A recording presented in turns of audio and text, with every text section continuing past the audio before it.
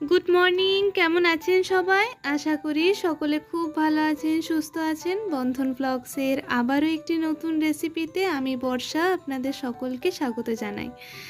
আজ বানাবো ল্যাঠা মাছের ঝোল। আমরা এটাকে ল্যাঠা মাছ বলি, আর আমাদের গ্রাম সাইডে এটাকে চ্যাং মাছ, অনেকে আবার গড়ই মাছ এসব বলে থাকে।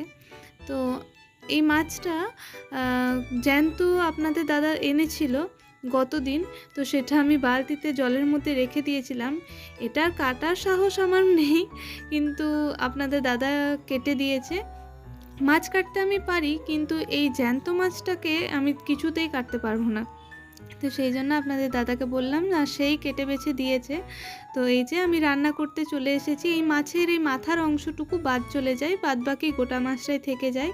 আর মাছটার মধ্যে সেরকম কিন্তু কোনো কাটা নেই, একটাই মেন কাটা। তো সেই জন্য বাচ্চাদেরকে খাওয়াতেও কোনো সমস্যা হয় না। আর বিশেষ করে যাদের শরীর একান্তই দুর্বল তাদের জন্য কিন্তু এই মাছটা খুবই উপকারী, বাচ্চাদের ক্ষেত্রে তো বটে।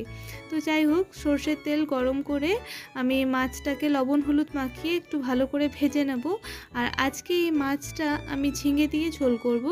কিভাবে খুব সহজে আমি পেঁয়াজ রসুন ছাড়া খুব হেলদি প্রসেসে এই রান্নাটা করেছি সেটাই আজকে আপনাদের সাথে শেয়ার করেছি।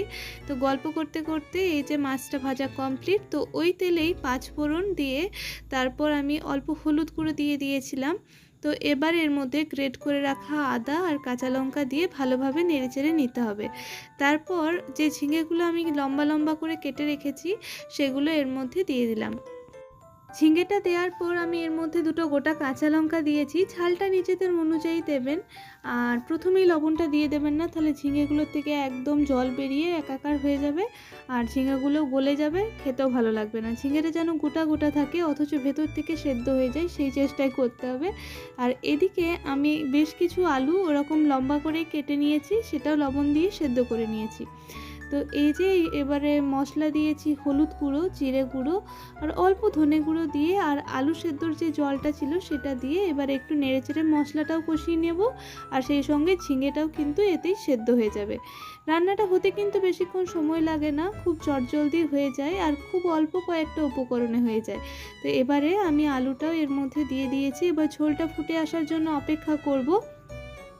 তো ঝোলটা ফুটে যাওয়ার পর মাছগুলো দিয়ে দিয়েছিলাম। এবারে 2-4 মিনিট ফুটিয়ে নিয়ে এবারে নামিয়ে নেব। তো দেখলেন তো কত সহজেই রেসিপিটি তৈরি হয়ে গেল। অবশ্যই বাড়িতে সকলে ট্রাই করুন, আর রেসিপিটি আজকের কেমন লাগলো আমাকে জানাতে ভুলবেন না। ভালো লাগলে লাইক করবেন, কমেন্ট করবেন, শেয়ার করবেন, আর চ্যানেলে নতুন হয়ে থাকলে সাবস্ক্রাইব করে দেবেন। দেখা হচ্ছে আবার নেক্সট ভিডিওতে। সকলে ভালো থাকুন। ধন্যবাদ।